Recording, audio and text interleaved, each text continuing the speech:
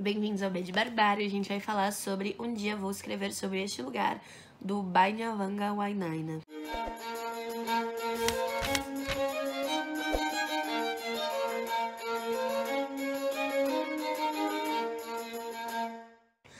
Bom, é bom começar dizendo que esse livro aqui contém um texto extra. Vou começar falando dele, então, que chama Mãe, Eu Sou Homossexual.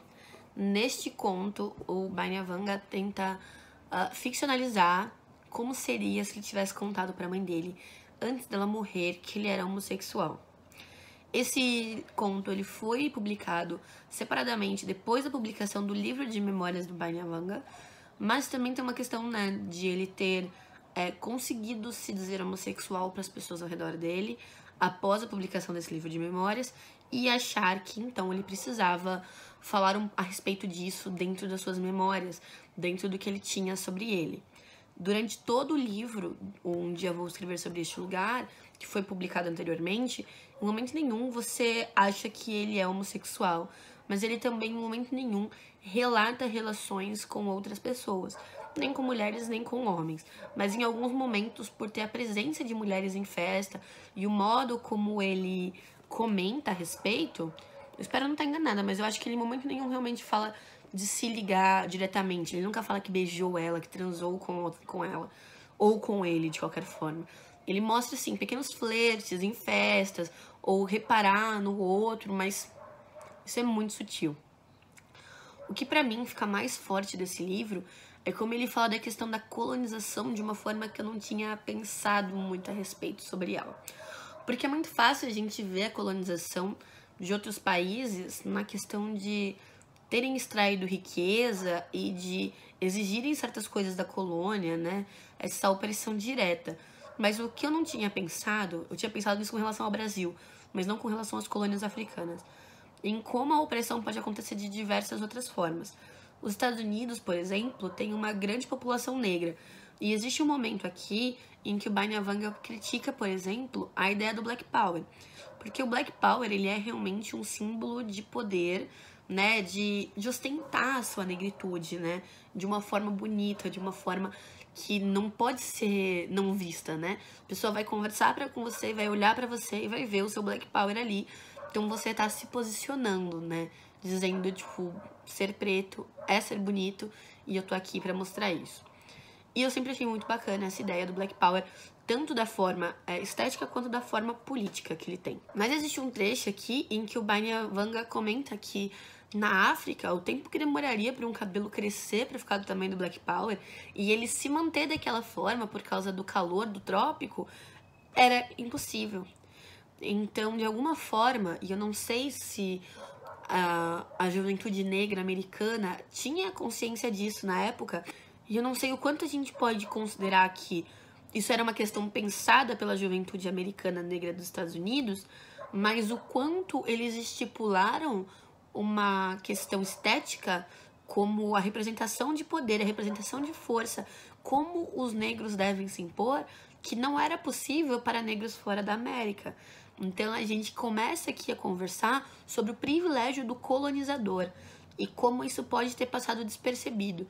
É claro que os negros naquela época nos Estados Unidos estavam passando por várias questões muito mais importantes de como deixar seu cabelo. A gente tava falando de, tipo, Ku Klux Klan, de Pantera Negra, de momentos em que o embate racial era muito forte.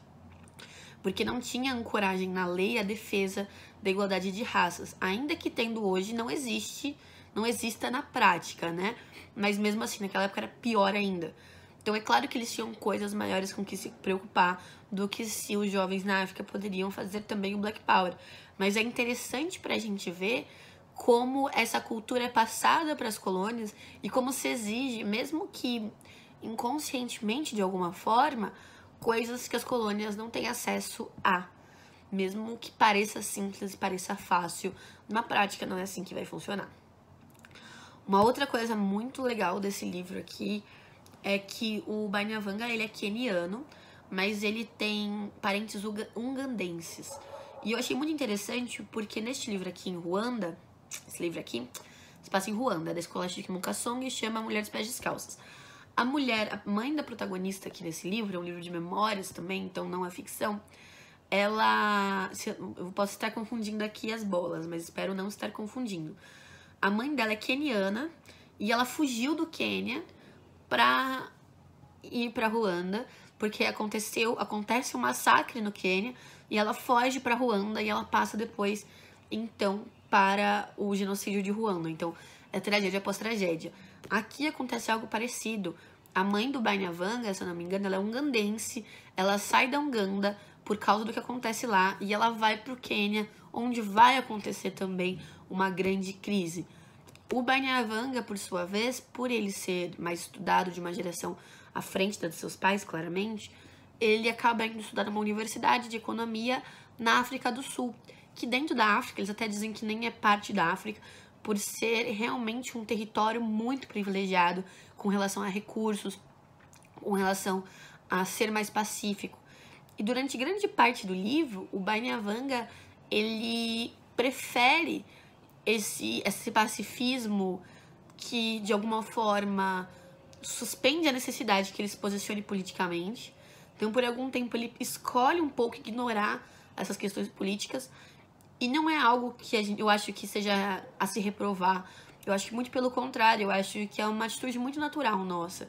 Se a gente pode estar em um lugar que não tem esse conflito e a gente pode lidar com a nossa vida, com os nossos problemas mais comuns, por que não fazer isso, né? E ele acaba entrando mais em conflito nos momentos em que ele tem que visitar a família e, por exemplo, ele não tem o passaporte, então, voltando pro Quênia, ele não conseguiria sair pra África do Sul. E aí o pai dele fala, não venha. Mas ele fala, pô, minha mãe tá morrendo, é o leito de morte da minha mãe. Como eu posso não ir, mesmo sabendo que eu não posso voltar depois? E aí isso começa a exigir dele que tome posições políticas, né? E aí ele começa a comentar mais com a gente no livro sobre questões como as votações do Quênia, como o tribalismo acaba sendo apropriado em alguns momentos, né? Então eles lutam para tirar um regime autoritário do poder. Logo em seguida é eleito um queniano, né, por voto popular, mas aí se torna uma questão tribal. As pessoas começam a falar, não, mas ele fez isso porque ele é de tal tribo. E aí as pessoas de tal tribo começam a ser tratadas de um jeito. E na hora de discutir a oposição não é política, ela é tribal. Então ela, na verdade, não se importa muito com as questões ideológicas de um sentido amplo. São questões ideológicas micro, né? Acaba sendo uma questão quase federativa, por assim dizer. E aí o Bainiavanga fica mais uma vez totalmente desolado com a política local, mesmo após a queda do regime autoritário. É um livro muito belamente escrito. O Bainiavanga consegue falar coisas lindas sobre as menores coisas. Então tem um trecho aqui pequenininho que eu acho lindo, é bem no comecinho, na página 10, que ele é criança, ainda ele tá falando, ele tá brincando com os irmãos dele, e ele diz assim: o sol não se quebra em pedaços. Ele não se quebra em partes desmembradas quando cai entre as árvores ou coisas. Cada parte do sol é sempre um sol completo. E ele tá falando de deitar embaixo das árvores e ver, sabe, o sol passando pelas folhas. Então é muito bonito o jeito como ele escreve. Todas essas vezes que eu marquei aqui são coisas que ele só escreveu de um jeito muito bonito, sabe? Então aqui, ó, pegando totalmente aleatório. Somos filhos da Guerra Fria. Entramos na maioridade quando ela terminou. Assistimos a nossos países se amassarem como papel. É como se os grandes lagos estivessem de pé e crescendo por cima do mapa e se inclinando para baixo. E correntes de ruandeses, quenianos e outros estão desaguando no Congo, Tanzânia, Quênia. Então o Quênia estremeceu e eles se levantaram e desaguaram na África do Sul. Então ele fala sobre as rotas migratórias, ele passa por outros países para além do Quênia e da África do Sul. Ele vai passeando ali pela África e passeando, né? Passeando é um jeito muito delicado de dizer.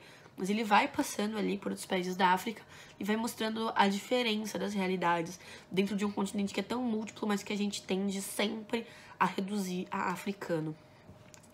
Bom, pessoal, eu acho que é isso. Esse é um livro aqui da Capulana. Tem um lindo design gráfico. Eu acho que a Capulana acertou muitíssimo em incluir o texto no final, Mãe, eu sou homossexual. Eu acho que ele dá uma ótima finalização para esse livro. Para quem não conhece, o Bainiavanga, ele acabou falecendo esse ano, infelizmente. Ele é um grande ativista do movimento LGBT. E o momento aqui que eu achei muito bacana Ele é um grande amigo da Chimamanda, ele conta que ele conheceu ela em fóruns para escritores na internet e que eles trocavam originais, eles conversavam a respeito de suas escritas. E quando aconteceu do falecimento do Binyavanga, a Chimamanda fez um post muito belo lá no Instagram dela, bastante triste, né, como deveria ser, mas é muito legal ver a união dessas pessoas de países diferentes, mas que se apoiam mesmo sem se conhecer, né? E de alguma forma eu saio desse livro vendo um Binyavanga como uma pessoa muito boa, não só porque ele escreveu, porque é claro que tem o viés dele, mas por como eu vi ele nas redes, como eu vi falarem dele. Então ele me parece uma pessoa bem incrível, assim. Gostaria muito que a Capulana trouxesse algum título ficcional dele pro Brasil pra gente poder aproveitar um pouco mais a sua obra. Bom, pessoal, é isso. Espero que vocês tenham gostado. Esqueci de dizer, mas esse livro foi lido para o Clube do Starnone. Então eu li ele com o Hilário, do Leitura de Cabeceira, e o Matheus, do Literato Brasileiro. Eu tô fazendo a resenha aqui, por enquanto eles não fizeram a resenha deles ainda, mas eles sempre soltam antes de mim, então vale a pena dar uma procuradinha lá pra ver se eles já não soltaram. Espero que tenham gostado. Se gostaram, se inscrevam no canal clicando na bolinha com o meu rosto que vai aparecer aqui. Um beijo e até a próxima.